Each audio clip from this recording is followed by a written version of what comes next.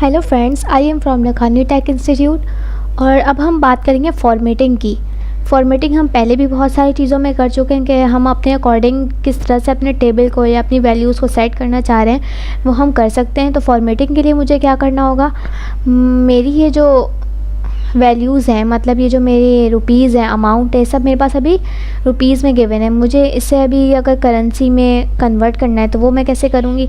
मैंने आपको इसका पहले भी मतलब इजी वे बताया है, मगर वो हमारे पास एक सेकंड मेथड जो है वो भी आता है। वो हम इस तरह से कर सकते हैं कि जो हमारे पास विंडो ओपन हुई हुई है, हमें वैल्यूज़ के सेक्शन में ही आना है और इस वाले एरो पे क्लिक करेंगे जो हम पहले करते थे, और वही सेम वाली विंडो ओपन करेंगे जो हमने पहले भी बहुत दफ़ा की है।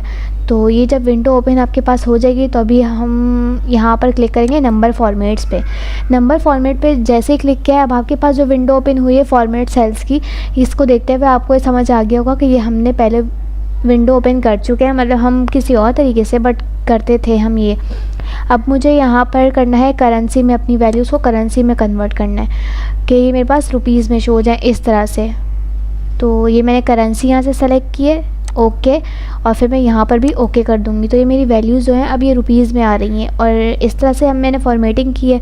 बट अगर हम चाह रहे हैं कि इसे किसी और टाइप से, मतलब डॉलर में कन्वर्ट कर दें, या इसे इंडियन रुपीज़ में कर दें, या परसेंटेज में कर दें, नंबर में कर दें, जनरल में ले आएँ, या इस पर टाइम आ जाए, हम इस पर परसेंटेज में भी कर सकते हैं। बट जो करेंसी है ये बेस्ट होती है फॉर्मेटिंग के लिए, तो मैंने इस पर करेंसी को ही अप्लाई किया हुआ है। इस तरह से मैंने इसकी फॉर्मेटिंग नंबर्स की है अभी। अब होगी फॉर्मेटिंग ये जो हमारा पूरा प्राइवेट टेबल है इसकी।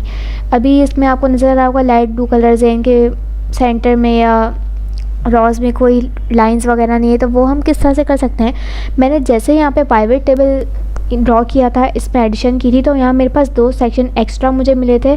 प्राइवेट टेबल एनालाइज जो हमने अभी लास्ट टाइम पढ़ा है, और इसके बराबर में मेरे पास आता है डिज़ाइन का टैब।